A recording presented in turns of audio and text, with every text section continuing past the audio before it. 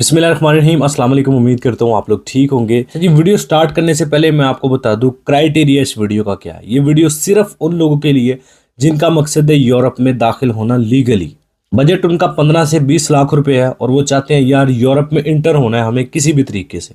मैंने आज आपके साथ कुछ ऐसे कंट्रीज की लिस्ट शेयर करनी है जो शेंजन कंट्रीज भी हैं, उसमें नॉन शेंजन कुछ कंट्रीज भी हैं, लेकिन हैं सारे यूरोपियन कंट्रीज और उनकी वर्थ भी है, मतलब अच्छी अर्निंग भी आप कर सकते हैं कंपेयर टू पाकिस्तान। और एक और चीज़ इंपॉर्टेंट कि यहाँ पे एप्लीकेंट्स बहुत कम है पाकिस्तान से।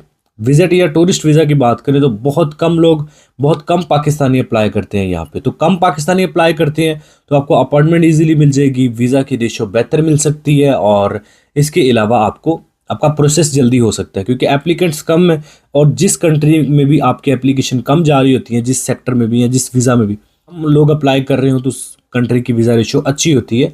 अगर पाकिस्तान से अब देखिए हर बंदा Germany, Italy, France, Sweden, Switzerland बड़े कंट्रीज़ की तरफ जंप मारता है क्योंकि पता ही वो है, हर बंदे को पता ही है जी। यूरोप में स्पेन है, जर्मनी है, इटली है, फ्रांस है, पुर्तगाल है, स्विट्ज़रलैंड है, स्वीडन है, माल्टा है, ये बड़े बड़े कंट्रीज सारे, सबको यही नाम पता है। उनको ये पता ही नहीं है कि शेंजन में 28-29 कंट्रीज़ हैं, बल्कि यूरोप की बात करें तो वो तो इससे भी ज़्यादा है। लेकिन सिर्फ शेंजन की बात करें 28 से 29 ममालिक है। तो लोगों को सिर्फ कोई 8-10 का पता है जो कि मेन कंट्रीज़ है, हर बंदा वहीं पे अपनी फाइल सबमिट करता है, तो इसलिए रिजेक्शन आती है। तो मैं आज आपको एक ऐसी लिस्ट बताऊंगा कंट्रीज़ की जिनकी वीज़ा रेशो आपको बेहतर मिल सकती है। कम लोग अप्लाई कर रहे हैं यहाँ पे वीज़ा के लिए। टूरिस्ट या विजिट वीज़ा की बात करें तो कम लोग अप्लाई करते हैं, वीज़ा मिलने के चांसेस भी ज़्यादा होंगे, लेकिन सिर्फ दो काम आपको कर रहे हैं, इंशाल्लाह वीज़ा आपको मिल जाएगा यूरोप का लीगली। पहले कंट्रीज़ के नाम सुन ले, ये ईस्टर्न यूरोपियन कंट्रीज़ हैं और इसमें जो लिस्ट है वही आप सुन ले। इनमें सबसे पहले है जी इस्टोनिया। इस्टोनिया जो है इसकी एम्बेसी पाकिस्तान में मौजूद नहीं है, इसको जो हंगरी की एम्बेसी है वो डील करती है। इसी तरह लिथुआनिया, ये इसको भी हंगरी की जो एम्बेसी है वो डील करती है, इसकी एम्बेसी पाकिस्तान में नहीं है। लाटविया, ये भी एक यूरोपियन कंट्री है, शेंजन है, तो इसको जर्मन एम्बेसी डील करती है, पाकिस्तान में इस्लामाबाद में मौजूद है, इसकी भी एम्बेसी मौजूद नहीं है। उसके बाद आ जाए रोमानिया की तरफ। रोमानिया रिसेंटली शेंजन में दाखिल हुआ है, इसकी एम्बेसी पाकिस्तान में मौजूद है, इंटरव्यू बेस्ड वीज़ा है, आपको वीज़ा भी आसानी से मिल जाता है, इतना इशू नहीं होता। बुल्गारिया, इसकी भी एम्बेसी मौजूद है। सर्बिया, इसका आप वीज़ा अप्लाई कर सकते हैं। क्रोशिया, इसके लिए आपको ईरान जाना पड़ता है, लेकिन यह है कि इसकी भी वीज़ा रेशो बेहतर है क्योंकि कम लोग अप्लाई करते हैं। पाकिस्तान को लोग जाते ही नहीं है ईरान विजिट वीज़ा अप्लाई करने के लिए, या कुछ लोगों को पता ही नहीं है। स्लोवेकिया, इसका भी आप वीज़ा अप्लाई कर सकते हैं। चेक रिपब्लिक की जो एम्बेसी है वो डील करती है पाकिस्तान में इसको। हंगरी का भी वीज़ा अप्लाई कर सकते हैं, एम्बेसी मौजूद है। चेक रिपब्लिक का डायरेक्ट कर सकते हैं और पोलैंड का कर सकते हैं। ये जो कंट्रीज़ की लिस्ट मैंने आपको बताई है ना, ये कंट्रीज़ का आप वीज़ा अप्लाई करेंगे तो आपको वीज़ा मिलने के चांसेस बहुत ज़्यादा रहेंगे क्योंकि यहाँ पे कंपटीशन कम है, यहाँ पे लोग अप्लाई कम कर रहे हैं पाकिस्तान से। कुछ कंट्रीज शेंजन है, कुछ नॉन शेंजन है। अब नॉन शेंजन की बात करें, सर्बिया है, बुल्गारिया है, ये नॉन शेंजन कंट्रीज़ है, लेकिन बहुत जल्दी ये भी शेंजन में दाखिल हो जाएंगे। जैसे रोमानिया था, ये भी नॉन शेंजन ही था, अभी रिसेंटली शेंजन में दाखिल हुआ है, तो ये सारे शेंजन में दाखिल हो जाएंगे। अब इवन कि ये जो इस्टोनिया, लिथुआनिया या फिर लाटविया वगैरह है, ये भी नॉन शेंजन कंट्रीज़ थे, ये भी बाद में शेंजन कंट्रीज़ में दाखिल हुए। इवन कि ये हंगरी वगैरह भी है, ये भी बाद में ही दाखिल हुए हैं, पहले ये नॉन शेंजन ही थे। यूरोप में तो मौजूद थे, लेकिन अगर आपको फॉर एग्जांपल हंगरी का वीज़ा मिलता था तो आप सिर्फ हंगरी में ही जाते थे, इसके बाद इसके अलावा कहीं नहीं जा सकते थे। लेकिन जब से हंगरी शेंजन में दाखिल हुए, आप हंगरी में भी जा सकते हैं, स्विट्ज़रलैंड में भी जा सकते हैं, शेंजन वीज़ा आपको मिलता है बेसिकली। तो ये जितने भी कंट्रीज़ हैं ये वर्थ इट है, इसमें सैलरी अच्छी आपको मिल जाती है, वीज़ा की रेशो अच्छी रहेगी विजिट वीज़ा के लिए। लेकिन दो काम मैंने आपको बताया लाजमी करने हैं, फिर ये कंट्रीज़ वीज़ा। देखिए ये जो जितने भी मैंने आपको कंट्रीज़ बताए हैं ना, ये बहुत डिफ़िकल्ट है, बहुत ही डिफ़िकल्ट है। कंपेयर करें ना जर्मनी, फ्रांस, इटली, स्पेन वगैरह से, तो ये उनसे ज़्यादा मुश्किल इनका वीज़ा है अगर सोचा जाए तो, क्योंकि यहाँ इनको पता है कि हर बंदा इनके कंट्री में आएगा यहाँ से जंप मारने के लिए, क्योंकि मोस्टली लोग यहाँ पे इलीगल दाखिल होते हैं इन कंट्रीज़ में और फिर यहाँ से चले जाते हैं स्विट्ज़रलैंड, जर्मनी, फ्रांस, बड़े कंट्रीज़ की तरफ। तो इनको भी पता है कि अगर हमारा कोई वीज़ा लेके बंदा आएगा तो ये यहाँ से स्किप हो जाएगा आगे नेक्स्ट कंट्रीज़ में, और हमारी रेपुटेशन ख़राब होगी कि जी क्रोशिया से बंदा आया था वो चला गया आगे, या फिर एस्टोनिया से बंदा आया था वो निकल गया आगे। तो इनको भी क्राइटेरिया एक मिलता है ना कि आप लीगल इमिग्रेंट्स हैं, वो बहुत कम आपके तरफ से आने चाहिए, अगर ज़्यादा आएंगे तो आप निकल भी सकते हैं शेंजन से।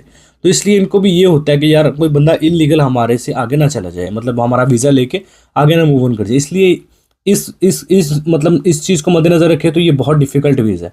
लेकिन अगर दूसरी चीज़ हम देखें कि यहाँ पे एप्लीकेंट्स कम हैं, एप्लीकेशन कम जाती हैं, लोग कम अप्लाई करते हैं, तो यहाँ पे विज़िट वीज़ा के रेशियो के चांसेस ज़्यादा होंगे अगर 2 काम आप करते हैं। कौन से काम करते हैं वो सुन लें। पहला काम, आपको 4 से 5 कंट्रीज़ की ट्रैवल हिस्ट्री बनानी है, ये लाज़मी है। अगर इन कंट्रीज़ का वीज़ा अप्लाई कर रहे हैं, ये वीज़ा आपको 100% देंगे, लेकिन 2 काम क्या करने हैं। पहला, आपको ट्रैवल हिस्ट्री लाज़मी बनानी है। 4 से 5 ममालिक की आपने ट्रैवल हिस्ट्री बनानी है।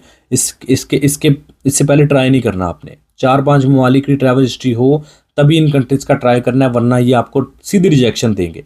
फ्रेश पासपोर्ट पे नहीं वीज़ा इनका मिलेगा। आपको 4 से 5 ममालिक ट्रैवल कर लेने हैं अगर आपने माइंड बनाया है ये यूरोप जाने का।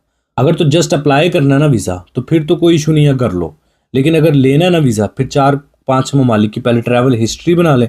दूसरे नंबर पे प्रोफाइल आपकी कंप्लीट होनी चाहिए। स्ट्रॉन्ग ना भी हो चल जाएगा, लेकिन कंप्लीट होनी चाहिए। मतलब फॉर एग्जांपल बैंक स्टेटमेंट है, उसमें क्लोजिंग बैलेंस आपका 15 से 20 लाख मांगा जा रहा है, तो वो होना चाहिए। ट्रांसैक्शन थोड़ी बहुत इधर उधर निकल जाए उसकी खैर है, लेकिन जो एक मेन क्राइटेरिया वो पूरा होना चाहिए।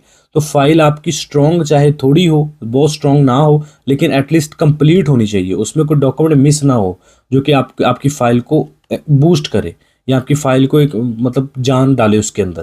तो ये चीज़ फाइल कंप्लीट लाजमी करनी है। 2 काम करने हैं, एक तो ट्रैवल हिस्ट्री 4 से 5 ममालिक की, कोई भी कंट्रीज़ की, ज़रूरी नहीं है कि कोई डेवलप कंट्रीज़ की करनी है। तुर्की चले जाएँ या आप अज़रबैजान चले जाएँ, दुबई चले जाएँ, कतर चले जाएँ, बहरीन चले जाएँ, मलेशिया, थाईलैंड, सिंगापुर, कंबोडिया वगैरह है, ये और भी दीगर कंट्रीज़ है जहाँ पे वीज़ा ईज़िली मिल जाता है, आप ईज़िली ट्रैवल कर सकते हैं। सेंट्रल एशियन कंट्रीज़ में चले जाएँ। 2 काम सिर्फ अगर आपने कर लिए, देन आपने इन कंट्रीज़ की अपॉइंटमेंट लेनी है। बड़ी आसानी से अपॉइंटमेंट मिलेगी, क्योंकि मैंने आपको बताया एप्लीकेशंस बहुत कम जाती हैं विज़िट टूरिस्ट वीज़ा की इन कंट्रीज़ में, जिनके मैंने आपको नाम बताए हैं। तो एक तो अपॉइंटमेंट जल्दी मिल जाएगी, आपको वो टेंशन नहीं होगी, 3-3, 4-4, 5-5 महीने वेट नहीं करना पड़ेगा। दूसरे नंबर पे इनकी वीज़ा रेशियो बेटर हो जाएगी अगर आप इनकी रिक्वायरमेंट्स कंप्लीट कर देते हैं, क्योंकि अगर आपने ट्रैवल हिस्ट्री बनाई होगी ना, तो आप ये रीज़न दे सकते हैं कि भाई मैं आपके कंट्री को ट्रैवल करना चाह रहा हूँ, मैं एक ट्रैवलर हूँ।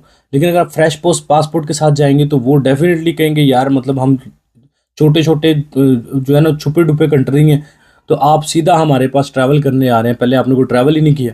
तो 4-5 ममालिक का ट्रैवल कर लें, उसके बाद इन कंट्रीज़ का वीज़ा कंप्लीट फाइल के साथ अप्लाई करें, 100% श्योरिटी या वीज़ा मिल जाएगा। अब यहाँ पे एक और इम्पॉर्टेंट चीज़ है, वो ये है कि फॉर एग्जांपल कुछ कंट्रीज़ हैं इनमें से जिनकी एम्बेसी पाकिस्तान में मौजूद नहीं है। जैसे फॉर एग्जांपल देख लें स्लोवाकिया है। अब स्लोवाकिया की एम्बेसी पाकिस्तान में मौजूद नहीं है, इसको जो चेक रिपब्लिक की एम्बेसी है वो डील करती है।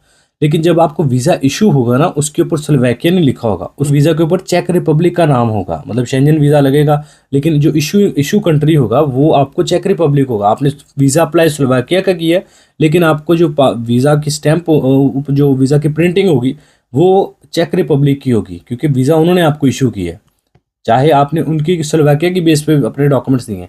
इसी तरह फॉर एग्जाम्पल आपने लाटविया का वीज़ा अप्लाई करना है, जर्मन एम्बेसी के ज़रिए आपने अप्लाई करना है इस्लामाबाद में। अब आपने वीज़ा लाटविया का अप्लाई किया, लेकिन वीज़ा आपको जर्मनी ने इशू करना है। आपके वीज़ा के ऊपर भी जर्मन लिखा होना है, जर्मनी लिखा होना है। तो इसमें ये होगा कि पहले आपको जर्मनी जाना पड़ेगा, फिर अपनी दूसरी डेस्टिनेशन लाटविया में जाना पड़ेगा। जिस एम्बेसी में आप वीज़ा अप्लाई कर रहे हैं ना, चाहे किसी कंट्री की बेस पे कर रहे हैं, तो आपको उसी एम्बेसी ने वीज़ा इशू करना है अपने कंट्री का। आपने पहले उनके कंट्री जाना है, फिर आपने जाना है दूसरे कंट्री। तो ये एक बड़ा एक लॉजिकली भी है, थोड़ी सी अजीब चीज़ भी है, लेकिन ये एक बेनिफिशियल भी है। फॉर एग्जांपल आपने लाटविया का वीज़ा अप्लाई किया, जर्मन एम्बेसी में किया, आपको जर्मनी का वीज़ा मिलेगा लाटविया की बेस पे। उससे ये होगा कि पहले आप जर्मनी जाएंगे, अब वहाँ पे भी आप सेटलमेंट कर सकते हैं, और उसके बाद आपने लाटविया जाना है। तो ये एक ट्रिकी भी है, मतलब अगर इनका अप्लाई करते हैं वीज़ा। और फिर आपको जर्मनी अपने हिसाब से डील नहीं करेगा, आपको लाटविया के हिसाब से डील करेगा, क्योंकि आपने वीज़ा लाटविया का अप्लाई किया है। वीज़ा जर्मनी अपना इशू करेगा, लेकिन आपके डॉक्यूमेंट सारे या आपके जो भी मामलात हैं वो लाटविया इमिग्रेशन को मद्देनज़र रखते हुए आपके देखे जाएंगे, जर्मन को देखते हुए नहीं रखे जाएंगे। ये थोड़ी सी ट्रिकी और अजीब सी सिचुएशन है, लेकिन ये रियलिटी है, और ये आपके लिए बेनिफिशियल भी रह सकती है। आप लाटविया का वीज़ा अप्लाई कर रहे हैं, मिल जर्मनी का रहा है, आप पहले जर्मनी जाएंगे फिर लाटविया जाएंगे, तो आप डायरेक्ट ही जर्मनी में जो भी मामलात अपने सेटलमेंट करना चाहे कर सकते हैं। अब रिक्वायरमेंट्स की बात करें ना, इन जितने भी मैंने आपको कंट्रीज बताए हैं ना, इनकी वही रिक्वायरमेंट्स हैं जो जर्मनी के लिए चाहिए, जो इटली के लिए चाहिए, सेम रिक्वायरमेंट्स हैं। शेंजन के जितने भी कंट्रीज़ हैं इनकी सेम रिक्वायरमेंट्स हैं, कोई भी रिक्वायरमेंट इधर उधर नहीं है। मतलब इन जो कंट्रीज़ मैंने आपको बताए हैं इनकी सेम वही रिक्वायरमेंट्स है जो शेंजन वीज़ा के लिए आपको चाहिए होती हैं। ठीक है जी, डिस्क्रिप्शन में मैं एक लिंक दे दूँगा, उसमें सारी रिक्वायरमेंट्स लिखी हुई हैं, वो आप देख लीजिएगा। अच्छा, एक और इम्पॉर्टेंट चीज़ ये है कि इन जो जितने मैंने आपको ममालिक बताए हैं, इनमें से किसी भी मुल्क में आप चले जाते हैं ना, तो आपको जॉब बड़ी आसानी से मिल जाएगी, क्योंकि यहाँ पे सैलरी पैकेजेस कम होते हैं। आपको 700-800 यूरो से ज़्यादा सैलरी नहीं मिलेगी, ये जितने भी मैंने आपको कंट्रीज़ बताए हैं। लेकिन इसका फ़ायदा ये है कि आपको जाते ही जॉब बड़ी आसानी से मिल सकती है, क्योंकि यहाँ से इनके अपने नेशनल्स दूसरे डेवलप कंट्रीज़ में मूव ऑन कर जाते हैं। फॉरेनर्स जो जाते हैं यहाँ से, वो भी 1-2 साल गुजारते हैं, वो भी फिर आगे जर्मनी इटली में चले जाते हैं। तो इन कंट्रीज़ में वर्कर्स की शॉर्टेज हमेशा रहती है। तो आप विज़िट वीज़ा पे चले जाते हैं तो बड़ी आसानी से आपको फ़ौरन जॉब मिल जाती है 1-1.5 हफ्ते के अंदर अंदर ही, और आप अपनी जॉब पे खड़े भी हो जाते हैं। और थोड़ा सा टाइम इन्वेस्ट करें, ऐसा ना करें, ये ना सोचे कि 1 महीने के अंदर अंदर मैंने पहुंच जाना यूरोप में, या 2 महीने के अंदर। प्रॉपर टाइम दें, प्री प्लानिंग करें अपना, कुछ 5-6 महीने का अपने आप को टाइम दे के भाई पहले मुझे ट्रैवल हिस्ट्री बनानी है। ऐसा भी नहीं करना कि एक ही दफ़ा चले गए, 5-6 कंट्री ट्रैवल किए, वापस आए, सीधा यूरोप का वीज़ा डाल दिया। मतलब पहले ट्रैवल कर लें 2-3 कंट्रीज़, फिर उसमें कोई 3-4 महीने का गैप रखें, फिर दोबारा 2-3 कंट्रीज को ट्रैवल कर लें। तो ये एक मतलब प्रॉपर नज़र आता है कि बंदा एक ट्रैवलर है। ट्रैवलर कभी भी ऐसा नहीं करते कि एक दफ़ा गए 5-6 कंट्री ट्रैवल किए चलो जी आ गए। ट्रैवलर ने क्या करना होता है, पहले 2-3 कंट्री ट्रैवल किए, उसके बाद आ गया अपने घर में बैठा, थोड़ा बहुत अपना फिर सोर्स जमा किया, अर्निंग जमा की, फिर ट्रैवलिंग के लिए निकल पड़ा। तो 3-4 महीने का गैप रखे अपने ट्रैवल के दौरान। मैंने आपको बताया 5-6 कंट्रीज इनफ है, कोई भी कंट्रीज ट्रैवल कर लें, ज़रूरी नहीं है कोई डेवलप ही करने हैं। तो तुर्की इसमें ऐड कर लें, बहुत प्लस पॉइंट है, बहुत ही ज़्यादा, क्योंकि कुछ हिस्सा तुर्की का यूरोप में है। तो अगर आप यूरोप से होके वापस आ जाते हैं ना तुर्की से, तो इट्स मीन आप ईजिली आपको यूरोपियन वीज़ा मिल जाता है, क्योंकि आप ऑलरेडी यूरोप से होके वापस आए हैं। अगर आप 2 नंबर है तो आपने तुर्की से ही आगे निकल जाना था।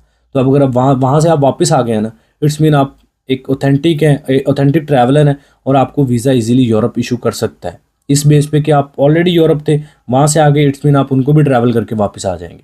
इस वीडियो को समझिए, ये बातें वो होती हैं जो व्यूज़ के लिए नहीं की जाती, ना ये कोई मैं बिला वजह आपको यहाँ पे बैठ के आपको बता रहा हूँ। ये वो होती हैं जो प्रैक्टिकली एक्सपीरियंस्ड हो चुके होते हैं, या फिर वो ट्रिक्स होती हैं जो नॉर्मल यूट्यूबर्स आपको नहीं बता रहे होते हैं, इवन के ट्रैवल कंसल्टेंट्स को नहीं पता होती, वो आपको ना तो, या उनको पता होती है वो बताना नहीं चाह रहे होते। तो बातें मैं आपके लिए इसलिए करता हूँ कि आपके लिए आसानी में पैदा कर सकूँ। अब ऐसा भी नहीं है कि मैंने जो कहा 100%, इसमें कोई भी एक बात भी इधर उधर नहीं है। जो मैंने कहा हो सकता है इसमें 80% ठीक बातें हैं, कोई 20% में भी रूल चेंज हो गए हों, या फिर कोई बात इधर उधर निकल गई हो, तो वो आपने खुद भी इस पर रिसर्च करनी है। मेरी वीडियो को सुन के फ़ौरन डिसीजन नहीं ले लेना। वीडियो को सुने, उस पर रिसर्च करें, थोड़ी बहुत गूगल पे सब कुछ पढ़ा हुआ है, आर्टिकल्स रीड करें, और उसके बाद अपना डिसीजन लें। इंशाल्लाह आपके लिए फ़ायदा होगा। बाकी आई होप सो, वीडियो थोड़ी लंबी हो गई है, आई होप आप इसको समझ चुके होंगे, आपके लिए हेल्पफुल रही है वीडियो आपको पसंद आई है, कुछ नया सीखने को मिला है, तो लाइक करें, चैनल पे पहली दफ़ा है एवरी यूट्यूब चैनल को सब्सक्राइब करें, बेल आइकन प्रेस करें, अपना बहुत सारा ख्याल रखें। मिलते हैं नेक्स्ट वीडियो में, टेक केयर, अल्लाह हाफिज़।